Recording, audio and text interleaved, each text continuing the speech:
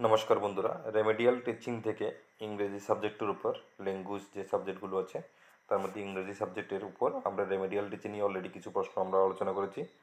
ইংরেজি যে pedagogy section আছে সেই সেকশন থেকে 6 থেকে 8 নাম্বার তোমরা ইজিলি পেয়ে যাবে যদি ওই প্যাডাগোগি সেকশনটা ভালোভাবে পড়ে নাও।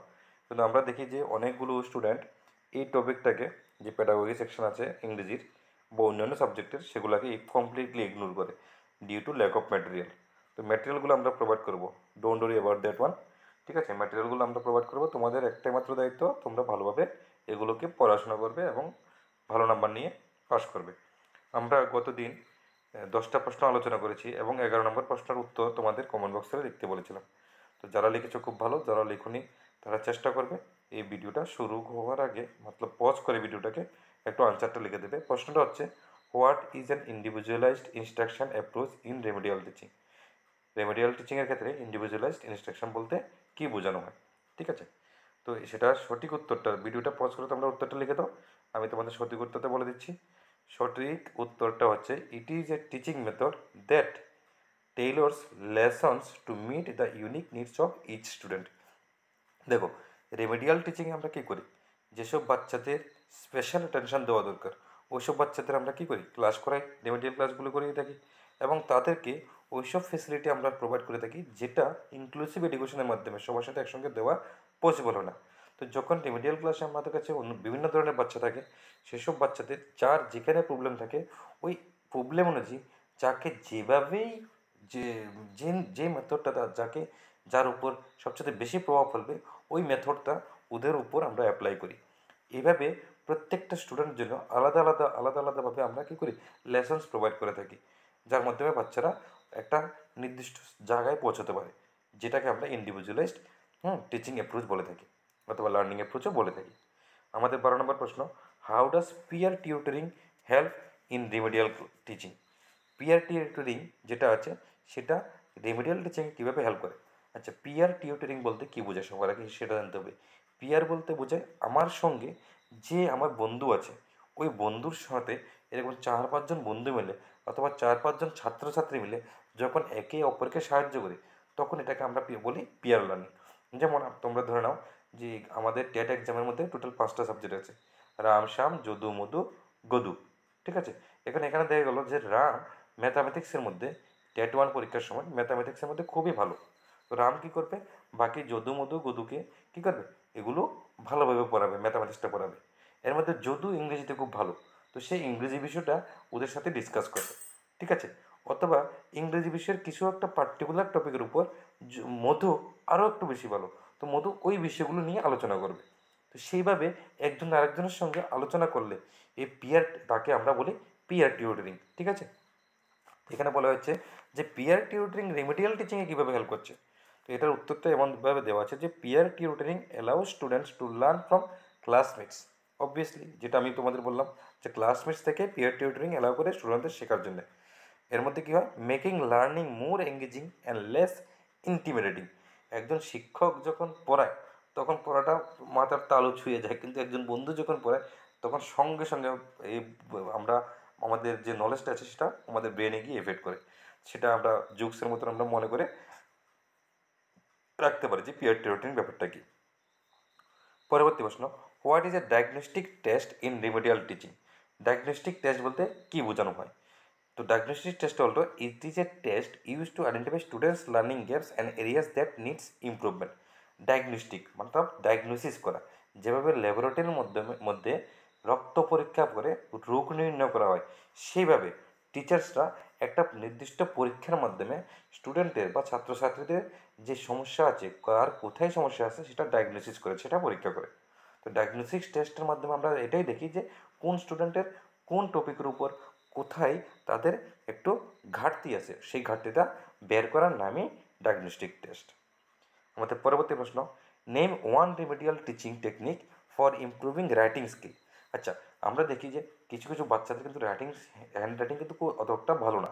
ঠিক আছে, যেমন আমার নিজস্বর কথা আমি তোমাদের বলছি, ছোটো থাকতে কিন্তু আমার হ্যান্ড রাইটিং খুবই খারাপ ছিল, ধীরে ধীরে কিছুটা ভালো হয়েছে। কিন্তু আমি যদি সঠিক গাইডেন্স পেতাম তাহলে হয়তোবা আরও একটু ভালো হতো। সেরকম আমরা দেখতে পারি যে বাচ্চাদের কিন্তু অনেক সময় হ্যান্ড রাইটিং ভালো থাকে না, তো সেই জন্য কোন টেকনিকটা আমরা ইউজ করবো, সেটা হচ্ছে গাইডেড রাইটিং এক্সারসাইজ। কিছু রাইটিং এক্সারসাইজ আছে, ওই রাইটিং এক্সারসাইজগুলো আমাদের করাতে হবে।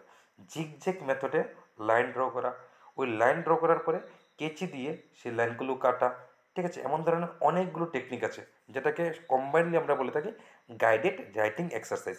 এই গাইডেড রাইটিং এক্সারসাইজের মাধ্যমে বাচ্চারা কিন্তু খুব ভালোভাবে হ্যান্ড রাইটিংটা ডেভেলপ করতে পারবে, ঠিক আছে। আমাদের পরবর্তী প্রশ্ন, what is the role of reinforcement in remedial teaching? Remedial টিচিংয়ে রিইনফোর্সমেন্ট বলতে কী বোঝায়?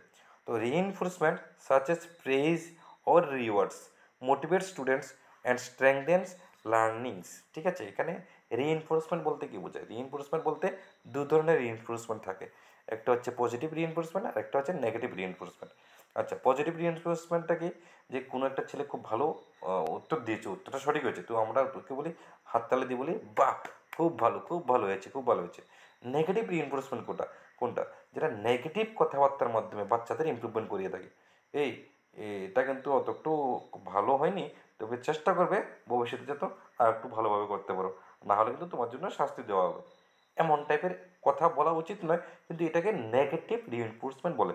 তো শিক্ষার্থীদের কোনোদিন নেগেটিভ রিইনফোর্সমেন্ট দিতে নেই, সবসময় পজিটিভ রিইনফোর্সমেন্ট দিতে হয়, যার মাধ্যমে আমরা বাচ্চাদের প্রেজ করে থাকি অথবা তাদেরকে রিওয়ার্ড দিয়ে থাকি, মোটিভেট করে থাকি, যার মাধ্যমে তাদের লার্নিং ডেভেলপমেন্টটা একটু বাড়তি হয়ে থাকে, ঠিক আছে।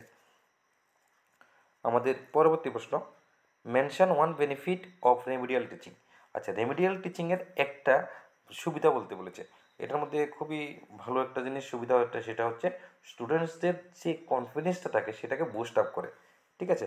কারণ তারা তাদের যে লার্নিং ডিফিকাল্টিসগুলো আছে সেগুলোকে ওভারকাম করে বাকি যে স্টুডেন্টরা আছে তাদের সঙ্গে সামঞ্জস্যপূর্ণতা বজায় রেখে পরীক্ষাতে ভালো নাম্বার নিয়ে আসে এবং তাদের মধ্যে একটা আনন্দ সংগঠিত হয়, যার মাধ্যমে বাচ্চারা ভবিষ্যতে শেখার আগ্রহটা বেড়ে ওঠে, ঠিক আছে। তো আমাদের পরবর্তী প্রশ্ন 17 নম্বর, how can remedial teaching support slow learners? আমাদের প্রত্যেকটা বিদ্যালয়ে কিছু লার্নার্স থাকে, different types of learners are there in a each and every class, ঠিক আছে। তো আমাদের ওই ক্লাসের মধ্যে এক ধরনের লার্নার থাকে, তাদের আমরা বলি স্লো লার্নার, যারা শিখতে পারে কিন্তু তাদের একটু সময় লাগে, ধীরে ধীরে ধীরে ধীরে শিখতে হয়।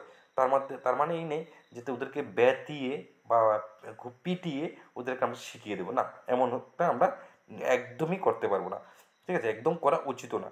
তো এদেরকে কী করতে হবে?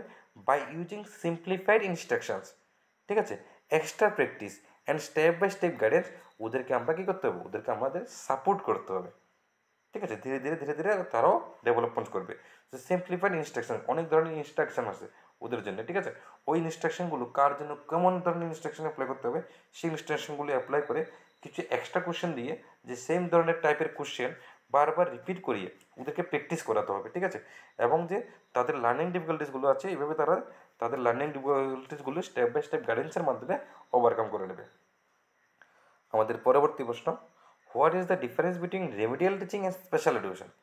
দেখো, আমাদের স্পেশাল এডুকেশনে কিন্তু অনেক টিচার নিয়োগ হয়, তো রেমিডিয়াল টিচিং কিন্তু আমরা নিজেরাই করে, যাদের স্পেশাল এডুকেশনে তারাও করতে পারে, কিন্তু স্পেশাল এডুকেশনে স্পেশালি ট্রেন্ড বিএড টিচার্সরাই করতে পারবে, সেই জন্য তাদের কিন্তু কোয়ালিফিকেশন আলাদা, ঠিক আছে। তো এখানে দেওয়া আছে, remedial teaching help students with temporary learning gaps while special education supports students with permanent learning disabilities. Permanent learning disabilities যেমন এডিএইচডি, ঠিক আছে, তারপর আছে তোমার যেটাকে আমরা ডিসলেক্সিয়া বলি, ডিসগ্রাফিয়া বলি, এই ধরনের অনেক ধরনের লার্নিং ডিসেবিলিটি আছে। তো লার্নিং ডিসেবিলিটির কারণে অনেক ধরনের বাচ্চা, ঠিক আছে, ওরা ভালোভাবে শিখতে পারে না, যারা চোখে দেখতে পারে না তাদের জন্য ব্রেলি বুট ইউজ করতে হয়, তো ওদেরকে কিন্তু স্পেশাল অ্যাটেনশন দেওয়া হয়, সেই জন্য স্পেশাল বিএডের মাধ্যমে আমরা আমাদের গভর্নমেন্ট শিক্ষকদের ট্রেন করে থাকে, ঠিক আছে। তো স্পেশাল অ্যাটেনশন দেওয়ার জন্য স্পেশাল এডুকেশন তাদেরকে প্রোভাইড করা হয়। কিন্তু রেমেডিয়াল টিচিংয়ের মধ্যে কী করা হয়, বাচ্চাদের একটা ক্লাসের মধ্যে তাদের মধ্যে কোনো লার্নিং ডিসেবিলিটিস নেই, কিন্তু তারা কিন্তু সবার সঙ্গে খাপ খাইয়ে পড়াটা শিখতে পারেনি বা বিষয়টা বুঝতে পারেনি, বা বিভিন্ন কারণে একদিন দুদিন স্কুল মিস করেছে, ওই নির্দিষ্ট টপিকটা তো ওরা ভালোভাবে পড়তে পারেনি, সেই জন্য তাদেরকে একটা এক্সট্রা, ঠিক আছে, ক্লাসের মাধ্যমে এক্সট্রা ক্লাসের মাধ্যমে ওদেরকে শর্ট টার্ম যে লার্নিং গ্যাপস আছে ওটাকে ফুলফিল করাটাই রেমিডিয়াল টিচিং হিসেবে গণ্য করা হয়, ঠিক আছে। আমাদের পরবর্তী প্রশ্ন 19 নম্বর, how can a teacher assess the effectiveness of remedial teaching. তো এটার উত্তর কী হবে? Through regular assessment, observation and student progress tracking. আচ্ছা, এখানে যে রেগুলার অ্যাসেসমেন্ট বলা হয়েছে, সে রেগুলার অ্যাসেসমেন্টের নামটা কি? সামেটিভ অ্যাসেসমেন্ট নাকি ফর্মেটিভ অ্যাসেসমেন্ট? সেটা তোমরা কমেন্ট বক্সে অবশ্যই লিখবে। আর অবজারভেশন বলতে কি? সবসময় দেখা, বাচ্চাদের যে হোমওয়ার্কগুলো আছে হোমওয়ার্ক চেক করা, ক্লাস ওয়ার্ক যেগুলো আছে ক্লাস ওয়ার্কটা চেক করা, মাঝে মধ্যে ওদের ওরাল কোয়েশ্চেন জিজ্ঞেস করা। এইভাবেই আমরা অবজারভেশনের মাধ্যমে স্টুডেন্টের প্রোগ্রেসগুলো কী করতে পারি? ট্র্যাক করতে পারি। আমাদের আজকের ভিডিওর শেষ প্রশ্ন, সেটা হচ্ছে what is the role of parents in remedial teaching. প্যারেন্টসদের, মাতা পিতাদের কিন্তু এখানে অনেক ভূমিকা থাকে। তো সেটা হচ্ছে parents can provide support, encourage practice at home and collaborate with teachers to improve learning outcomes. সবচেয়ে ইম্পর্টেন্ট যেটা প্যারেন্টসের ভূমিকা, সেটা হচ্ছে স্কুলের বিদ্যালয়ের শিক্ষকদের সাথে যোগাযোগ রাখা। সেই কারণে আমরা পিটিএম করিয়ে থাকি, প্যারেন্টস টিচার্স মিটিং করিয়ে থাকি। ওই যোগাযোগের মাধ্যমে প্যারেন্টসরা জানতে পারবে যে ওদের বাচ্চারা কোন বিষয়ের উপর কোন জায়গাতে একটু ঘাটতি আছে, এবং সেই বিষয়টা বাড়িতে, ঠিক আছে, বাড়িতে মা বাবা একটা এক্সট্রা প্র্যাকটিসের মাধ্যমে ওদেরকে করাতে পারবে, একটু মানে লার্নিং আউটকামসটা ইমপ্রুভ করতে পারবে, ঠিক আছে। তো এটা কিন্তু প্যারেন্টসের খুব একটা গুরুত্বপূর্ণ ভূমিকা। তোমাদের জন্য হোমওয়ার্ক দিচ্ছি, সেটা হচ্ছে what type of students benefit the most from remedial teaching. কোন ধরনের ছাত্রছাত্রীরা, ঠিক আছে, রেমেডিয়াল টিচিং থেকে সবচেয়ে বেশি সুবিধা পায়? এই প্রশ্নটার উত্তর তোমরা কমেন্ট বক্সে অবশ্যই লিখে দেবে। আর আমাদের ডেসক্রিপশান বক্স অবশ্যই চেক করবে, যেখানে তোমাদের জন্য কী দেওয়া আছে, একটা হোয়াটসঅ্যাপ গ্রুপ এবং চ্যানেলের লিঙ্ক। সেই লিঙ্কে ক্লিক করে তোমরা আমাদের গ্রুপ এবং চ্যানেলটা জয়েন করে নাও। সে গ্রুপের মধ্যে তোমরা মেসেজ করতে পারবে এবং আমাদের জানাবে যে তোমাদের কোন টপিকের উপর নোটস লাগে, ম্যাটেরিয়ালস লাগে, ডিটেল ম্যাটেরিয়ালস। কোয়েশ্চেন আনসার কিন্তু প্রোভাইড করা হবে না ফ্রি অফ কস্টে, কিন্তু ম্যাটেরিয়াল, যত রকমের ম্যাটেরিয়ালস লাগে সেগুলো সবসময় যখন লাগে নির্দিষ্ট টপিকের উপর তোমাদের সঙ্গে সঙ্গে চেষ্টা করবো যে প্রোভাইড করে দিতে, ঠিক আছে। কিন্তু কোয়েশ্চেন আনসার টাইপের যে প্রশ্নগুলো থাকবে, অনেকগুলো কোয়েশ্চেন আছে যে ডাইরেক্ট কোয়েশ্চেন আনসার, এটাকে দিয়েছেন ওটাকে দিয়েছেন এমন টাইপের, যে তোমাদের আসবে জিন পিয়াগেটের কোথাকার মনোবিজ্ঞানী, এমন টাইপের প্রশ্ন থাকবে, ঠিক আছে। এই বইটা কোন মনোবিজ্ঞানী লিখেছেন, এমন টাইপের প্রশ্ন। এই উক্তিটা কোন মনোবিজ্ঞানী দিয়েছেন, এমন ধরনের প্রশ্ন।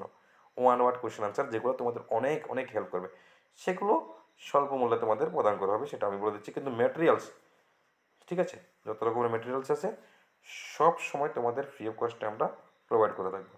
যেমন এই যে পিডিএফ ফাইলটা আছে, এটার মধ্যে তোমরা দেখে নিতে পারো। জাস্ট এ সেকেন্ড, আমি তোমাদের দেখে দিচ্ছি।